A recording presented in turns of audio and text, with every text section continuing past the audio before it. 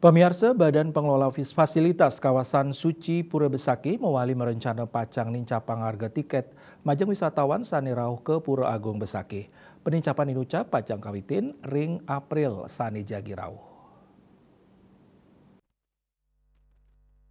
Kepala Badan Pengelola Fasilitas Kawasan Pura Besaki, I Gusti Lanang Mulyarto Mausang, anutin rencana panincapan harga tiket puniki pacang kekawitin ring pengawit bulan April sani jakirau.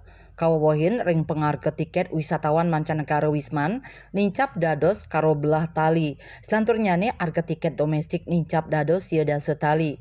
Mulyarto ngwadarang puniki memargi sampun ngelintangin seselah silih tunggilnyane usaha nincapang kualitas layanan kenyamanan wisatawan sane rauh ke Pura Besaki.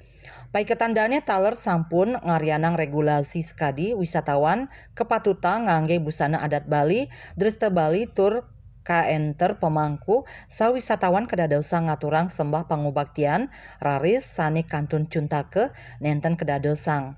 Dani ngawohin taler ring warsane lintang pengerauh wisatawan ke Pura Agung Besaki 700 kantos siudiri rahina. Akehan rauh saking wisatawan mancanegara raris ngenenin target pendapatan keap tiang nincap ring warsane mangkin. Eka Parananda Bali Pos Nguningayang.